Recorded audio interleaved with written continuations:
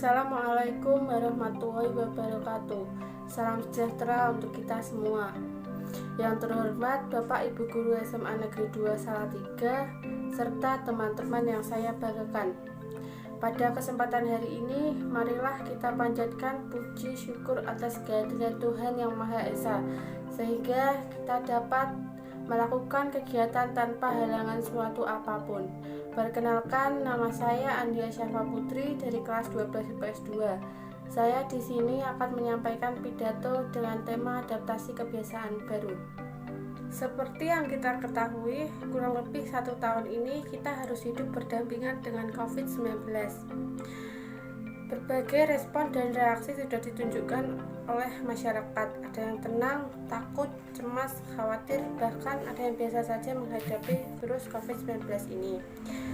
Virus COVID-19 adalah virus yang berasal dari Wuhan, Cina, yang menyerang saluran pernapasan manusia dan bersifat menularkan. Virus COVID-19 dapat menularkan jika kita kontak langsung dengan orang yang terpapar virus COVID-19 atau menyentuh barang-barang yang sudah terkontaminasi virus. Lalu kita menyentuh hidung, mata, ataupun mulut. COVID-19 dapat menjangkit semua kalangan usia karena COVID-19 cenderung menjangkit orang-orang yang rentan terkena penyakit dan memiliki imun tubuh yang rendah. Bahkan COVID-19 berhasil mengubah kebiasaan yang kita lakukan sehari-hari. Bahkan gerak kita dibatasi. Karena adanya COVID-19 ini, kehidupan kita menjadi tidak produktif. Kehidupan kita sudah pasti berubah untuk mengatasi wabah ini. Bahkan masyarakat di Indonesia ataupun di seluruh negara harus hidup dengan tatanan baru yang disebut new normal atau adaptasi kebiasaan baru, dan kita juga harus hidup berdampingan dan berdamai dengan COVID-19. Adapun yang dimaksud dengan adaptasi kebiasaan baru adalah suatu tindakan atau perilaku yang dilakukan oleh masyarakat yang untuk melakukan pola hidup baru yang berbeda dengan sebelumnya dan harus sesuai dengan protokol kesehatan. Bila hal ini tidak dilakukan, maka akan terjadi resiko penularan yang tinggi. Tujuan diadakannya adaptasi kebiasaan baru adalah agar masyarakat tetap produktif dan aman dari COVID-19.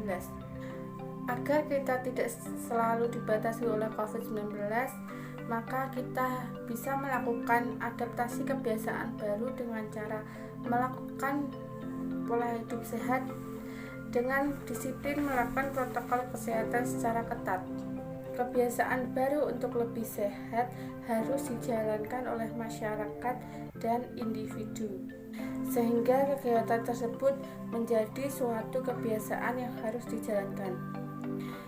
Bila adaptasi kebiasaan baru tidak dijalankan secara disiplin dan yang menjalankan hanya sekelompok masyarakat saja, maka itu akan menjadi ancaman untuk kita semua karena dapat menyebabkan resiko penularan yang sangat tinggi. Kita dituntut untuk mampu melakukan adaptasi kebiasaan baru dimanapun dan kapanpun itu, terutama di tempat-tempat umum yang terdapat banyak orang. Sebagai bentuk penanggulangan terhadap COVID-19, kita bisa melakukan adaptasi kebiasaan baru dengan cara melakukan 5M.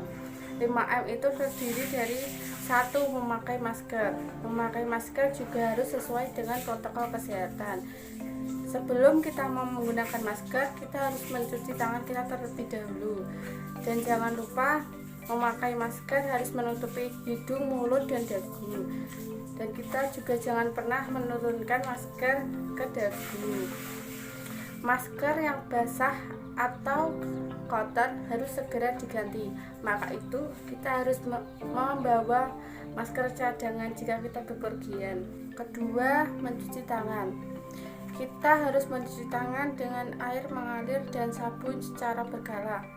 Jika tidak ada air dan sabun, kita bisa menggunakan hand sanitizer dengan kandungan alkohol minimal 75% karena kita tidak tahu barang yang kita sentuh terbebas dari virus atau kuman. 3. Menjaga jarak. Jika kita terpaksa bepergian keluar rumah, ingatlah untuk selalu menjaga jarak. Jarak yang dianjurkan adalah 1 hingga 2 meter dari orang lain. Sebab jika seseorang berbicara, batuk atau bersin dapat mengeluarkan droplet. Kita tidak tahu droplet tersebut mengandung virus atau tidak. 4. Menjauhi kerumunan. Jika kita terpaksa pergi keluar rumah, kita harus selalu menjauhi kerumunan. Ingat, jika semakin banyak dan kita bertemu banyak orang, maka kemungkinan kita terinfeksi virus corona semakin tinggi. 5. Mengurangi mobilitas. Jika tidak ada keperluan mendesak, kita sebaiknya tetap berada di luar rumah. Belum tentu saat kita pulang ke rumah kita membawa virus atau tidak, karena kita juga harus memperhatikan keluarga yang ada di rumah. Mungkin keluarga yang ada di rumah memiliki imun tubuh yang rendah. Selain menerapkan 5M, kita juga harus menerapkan pola hidup sehat, yaitu dengan cara istirahat yang cukup, olahraga, makan makanan yang sehat dan seimbang. Ingat, virus corona selalu menginfeksi orang-orang yang tidak patuh oleh protokol kesehatan dan tidak menerapkan pola hidup sehat. Seperti yang kita lihat, masih banyak masyarakat yang belum mematuhi protokol kesehatan. Salah satu pemicu masyarakat tidak mematuhi protokol kesehatan adalah adanya sikap apatisme terhadap bahaya COVID-19. Karena mereka terlalu percaya diri bahwa mereka tidak akan terpapar virus corona. Bahkan ada yang tidak percaya jika COVID-19 itu benar-benar ada. Sikap apatis terhadap bahaya COVID-19 tersebut membuat masyarakat enggan untuk mematuhi protokol kesehatan. Padahal jika kita tidak mematuhi protokol kesehatan, yaitu dengan cara 5M dan isolasi mandiri, maka penularan akan tinggi dan dapat kita lihat kasus COVID-19 setiap hari semakin bertambah. Seperti yang dapat kita lihat di beberapa wilayah di Indonesia, angka COVID-19 masih juga tinggi. Padahal saat ini masyarakat tahu bahwa pemakaian masker adalah salah satu pencegah yang paling utama untuk kita agar tidak terinfeksi virus COVID-19.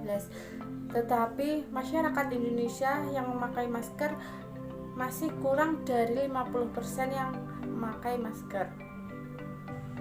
Kesadaran masyarakat untuk mematuhi protokol kesehatan adalah yang paling penting, karena jika masyarakat tidak sadar bahwa mematuhi protokol itu penting, itu dapat membuat COVID-19 semakin tinggi dan tidak dapat memutus rantai pertularan COVID-19.